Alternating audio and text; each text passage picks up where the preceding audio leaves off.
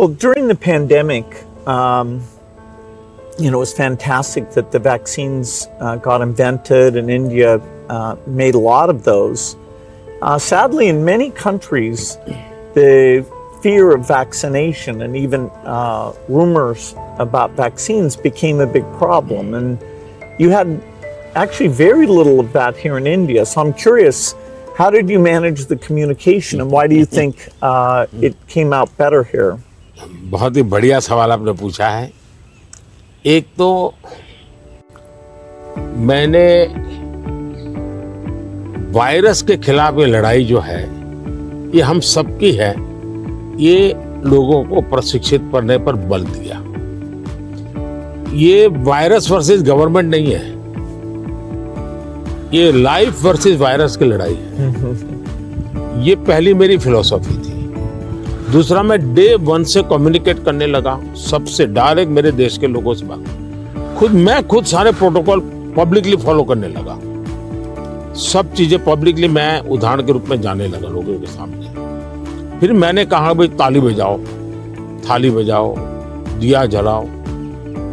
हमारे देश में इसकी बड़ी मजाक करने के प्रयास हुआ, लेकिन मुझे लोगों को विश्वास में लेना था कि भाई हमें ये लड़ाई साथ लड़नी है। जब ये विश्वास बन गया कि हमें अपनी जिंदगी बचानी है और औरों की जिंदगी बचे, इसमें मदद करनी है, तो एक प्रकार से मास मूवमेंट बन गया। और उसके कारण मुझे बाद में जो भी चीज कहता था देशवासियों को, वो मुझे मदद करते। फिर मुझे क्वेश्चन नहीं करते थे कि मास्क लगाना चाहिए कि नहीं लगाना चाहिए, उनको लगता था। और लोग भी एक दूसरे को कहते थे मास्क लगाओ। तो ये जन आंदोलन बन गया। एंड डेमोक्रेटिक वे में डंडे से काम नहीं होता है। आप लोगों को एजुकेट कीजिए, उनको कन्विंस कीजिए और उनको साथ लेकर के चलिए। ये मेरा बहुत बड़ा अभियान रहा, और उसके कारण मुझे वैक्सीन में बहुत बड़ी सभा, किसी ने मुझे रोका नहीं। आर्थिक रूप से मुझे बहुत बड़ा बोझ आया, क्योंकि मुझे वैक्सीन बनाने में रिसर्च करनी थी। फिर विश्वास दिलाना था कि यही वैक्सीन चलेगी, तो मैं खुद सबसे पहले वैक्सीन लेने लगा। और मेरी 95 एज की मेरी माँ थी उस समय, मेरी माँ ने भी पब्लिकली वैक्सीन लिया।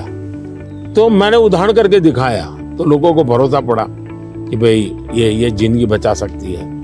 आने वाले दिनों में मैं सर्वाइकल कैंसर को लेकर के, खास करके बच्चियों के लेकर, मैं भारत में इस बार बजट में हमारी जो साइंटिस्ट हैं उनको बजट देना चाहता हूँ।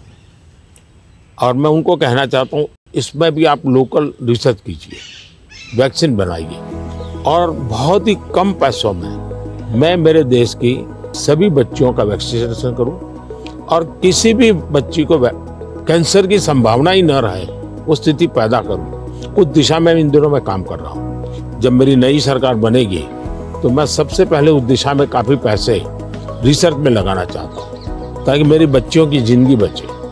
मैं एक इंटरेस्टिंग बात बताना चाहता हूँ। सरदार वल्लभ भाई पटेल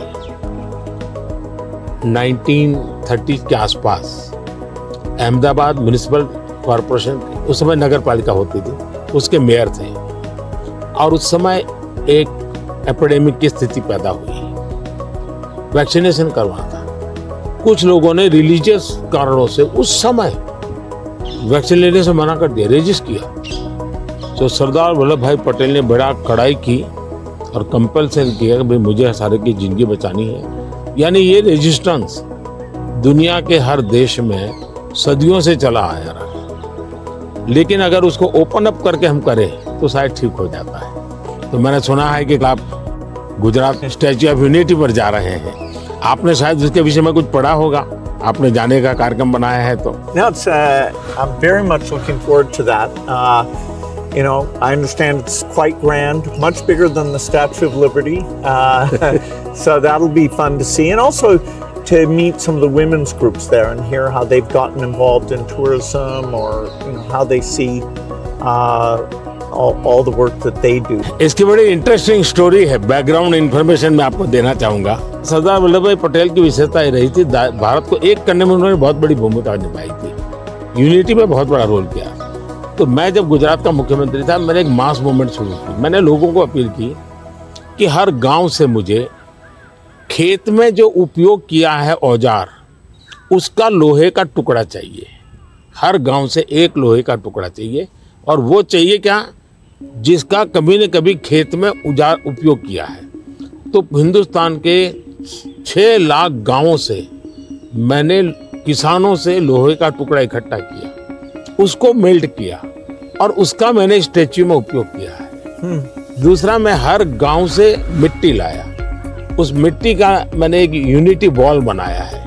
तो हिंदुस्तान के 6 लाख गांवों की मिट्टी उसमें है, और मेरा उसके पीछे स्पिरिट है यूनिटी का।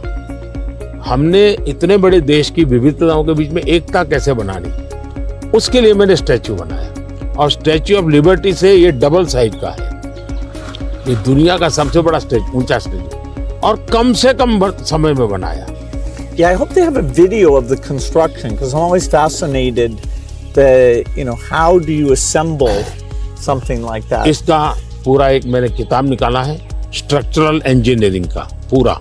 Okay. फिर फाउंडेशन स्टोन से लेकर के अब तक टेक्नोलॉजिकल इंप्रूवमेंट कैसा हुआ, उसका डिटेल स्टोरी है, वीडियोग्राफी भी है और बुक फॉर्म में भी है।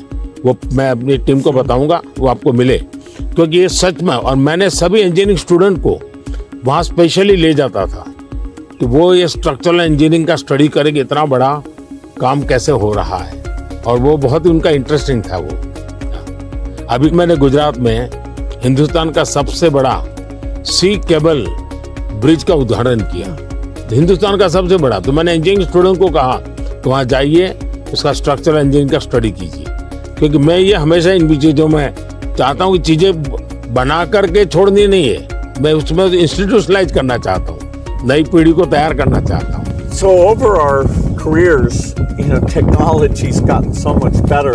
I'm just curious in terms of your journey of using, PCs or phones or different types of software. Was there something that really drew you in, or what's that been like? एक तो मुझे पागलपन है technology का, खुद expert नहीं हूँ, मेरी क्यूरियोसिटी रहती है, बालक की जैसे रहती है वैसी रहती है। मुझे बहुत याद है, बहुत पहले मेरे पास एक गैजेट था, हाथ में रखने वाली छोटी सी डायरी थी, अच्छी थी लेकिन थोड़ा वेट था। मैं बहुत साल पहले यूएसए गया था, तो जब यूएसए गया तो मैं बड़े मॉल में जाता था, लेकिन मैं टेक्नोलॉजी वाली दुकान पे जल्दी जाता था। तो मैंने उनको कहा भाई ये इसका लेटेस्ट वर्जन कोई है क्या, तो वो देखता रह गया ये क्या है, बोले अभी तो हमारे देश में ये आया नहीं है, तो ये भी तो अभी आया नहीं, तो अगला वर्जन कहाँ से आएगा। तो मैं इतना एडवांस चीज़ों को ढूंढता रहता था, देखता रहता था, लेकिन मैं टेक्नोलॉजी का गुलाम नहीं हुआ, मैं किसी से बंधा नहीं हूँ। मैं पानी के प्रवाह की तरह नई चीज़ों को खोजता रहता हूँ, ढूंढता रहता हूँ, और कहीं पर मुझे सुनता हूँ तो मैं ले आता हूँ। और शायद मुझे जल्दी से करने का भी शौक है, उसको मैं जल्दी से जल्दी कैसे लाऊं, जल्दी कैसे करूं।